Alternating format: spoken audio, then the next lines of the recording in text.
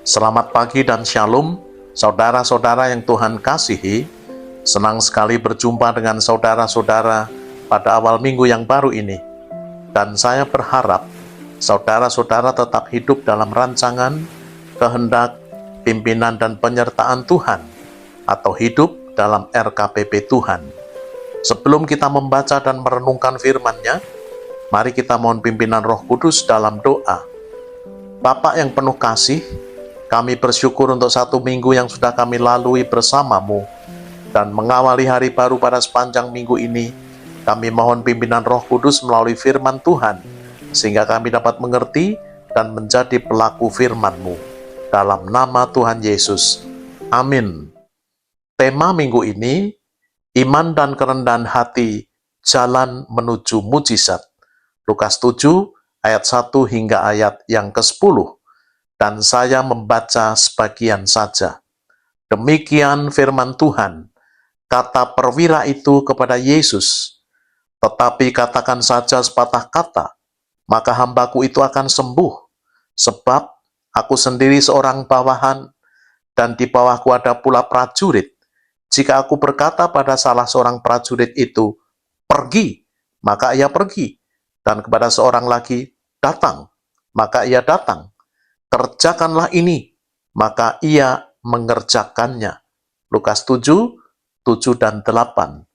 Saudara-saudara yang Tuhan kasihi, setiap orang mendambakan mengalami mujizat dan pertolongan dari Tuhan, baik dalam masalah studi, ekonomi, kesehatan, keluarga, karir, masa depan, dan pelayanan. Kita sering berdoa dengan satu harapan bahwa Tuhan akan melakukan sesuatu bagi saya. Kadang kita datang kepada Tuhan dengan doa dan air mata, serta iman yang bercampur dengan kekhawatiran, dan tidak ada respons. Mungkin kita sering berpikir, apakah mujizat hanya untuk orang-orang yang super rohani, atau mereka yang memiliki kedudukan atau jabatan-jabatan khusus di gereja dan pelayanan? Namun, Alkitab menunjukkan bahwa mujizat terjadi sangat berkaitan erat dengan sikap hati kita ketika kita menghampiri Tuhan. Ada orang yang rajin beribadah, tetapi justru banyak menuntut dalam doanya. Ada yang aktif melayani, tetapi sulit merendahkan diri. Ada pula yang merasa berjasa, sehingga dalam hatinya berkata, Tuhan sudah seharusnya lah Engkau menolong saya. Namun, melalui Lukas pasal 7, ayat 1 hingga 10 ini, Yesus menunjukkan bagaimana cara seseorang beroleh pertolongan dari Tuhan, yakni melalui iman dan kerendahan hati yang merupakan jalan menuju mujizat. Mari kita cermati firman Tuhan ini. 1. Siapakah perwira ini? Ia bukan orang Yahudi, orang kafir.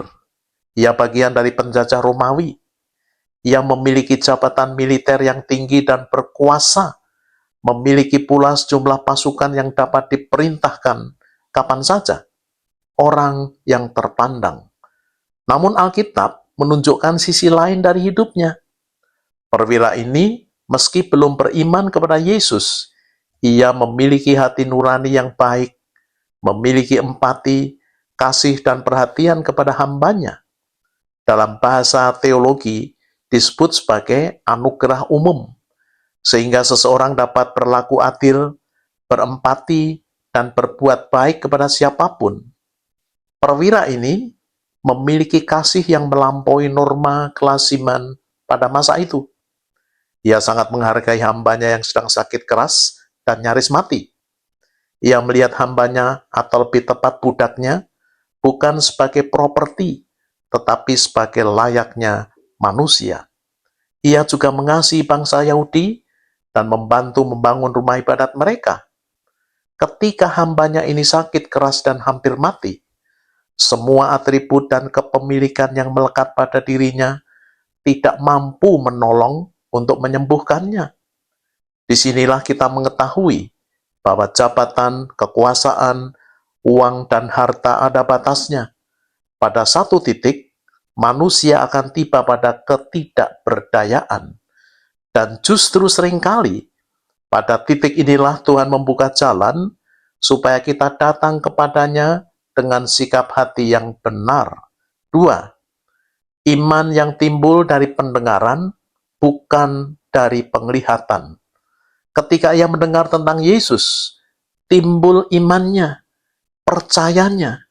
Ia mendengar tentang kasih, ajaran, dan kuasa serta mujizat-mujizat yang Yesus perbuat. Banyak orang menjadi percaya setelah melihat. Namun, perwira ini berbeda. Hanya mendengar tentang Yesus dan hal-hal yang diperbuatnya, ia percaya kepadanya.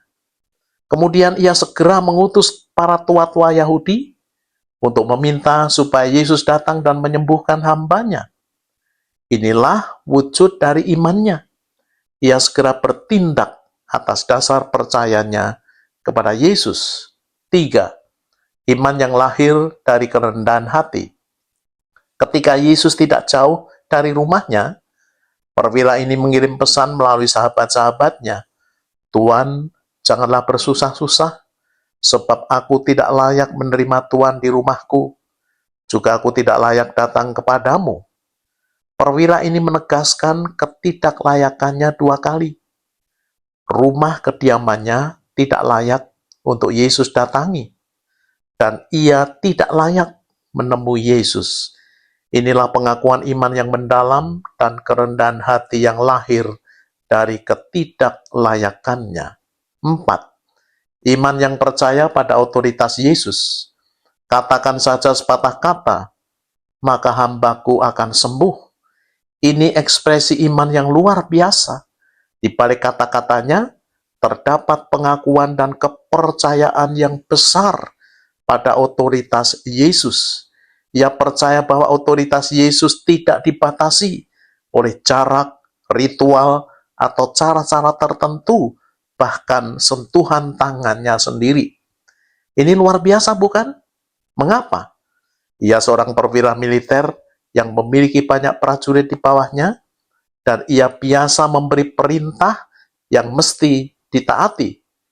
Namun justru ia berkata, aku juga seorang yang berada di bawah kuasa. Artinya, ia tahu arti otoritas. Ia tahu Yesus memiliki kuasa dan otoritas atas segala sesuatu. Semakin mengerti otoritas Yesus, semakin ia merasa tidak layak. Inilah kerendahan hati sejati. 5. Iman yang menggerakkan hati Yesus. Yesus berkata, iman sebesar ini tidak pernah aku jumpai, bahkan di antara orang Israel. Dan setelah orang-orang yang disuruh itu kembali ke rumah, hamba itu telah sehat kembali. Iman seperti apa? Iman yang lahir dari kasih, iman yang berakar pada kerendahan hati, iman yang berakar pada pengertian bahwa Yesus memiliki otoritas terhadap segala sesuatu. Inilah iman dan kerendahan hatinya yang mendatangkan kesembuhan bagi hambanya.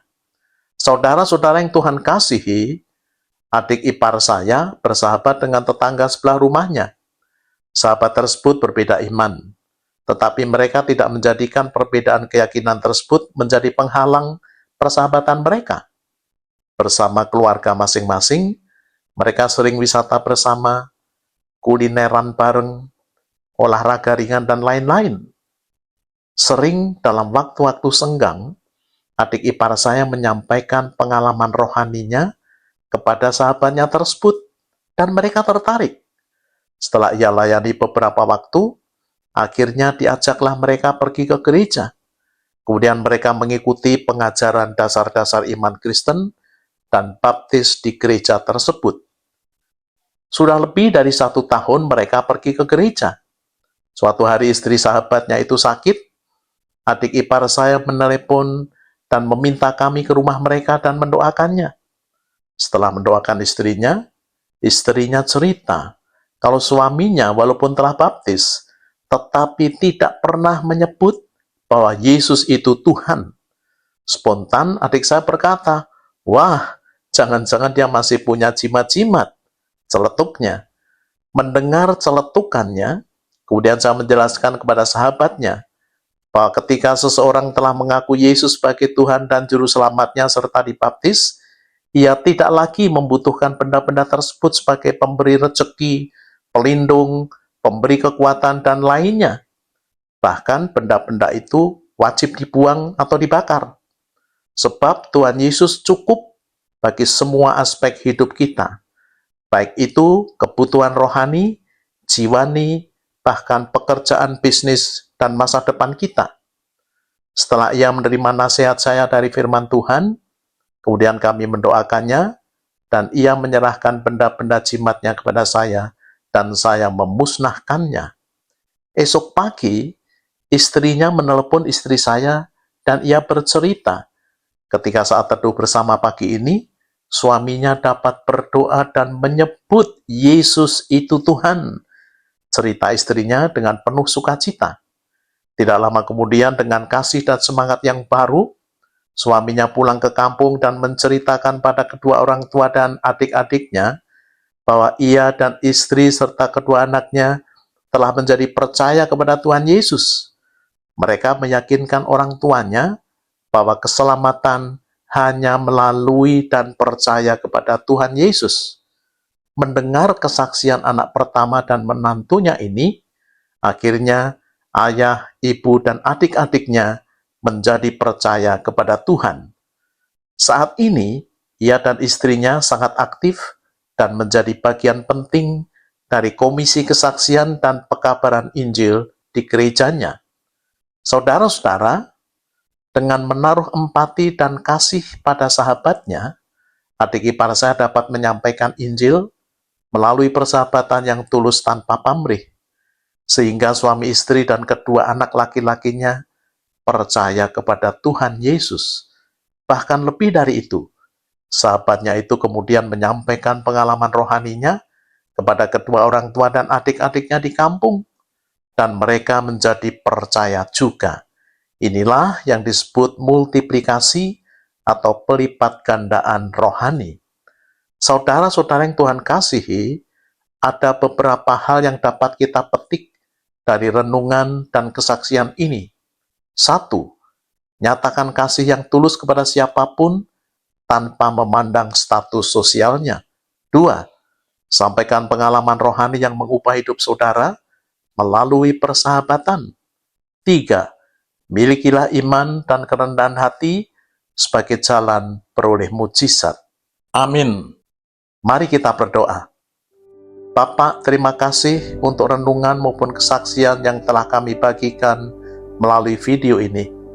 Kami juga berdoa bagi semua pemirsa video ini, kiranya Tuhan karuniai iman dan kerendahan hati, sehingga mereka mengalami pertolongan dari Tuhan dalam berbagai pergumulan mereka. Untuk saudara-saudara kami yang hidup dalam dosa, Roh Kudus, insafkan, ampuni, dan pulihkan mereka. Dalam nama-Mu Tuhan Yesus. Amin. Saudara-saudara yang Tuhan kasihi, sekarang terimalah berkat yang daripadanya. Tuhan memberkati saudara dan melindungi saudara. Tuhan menyinari saudara dengan wajah-Nya dan memberi saudara kasih karunia. Tuhan menghadapkan wajah-Nya kepada saudara dan memberi saudara damai sejahtera. Amin.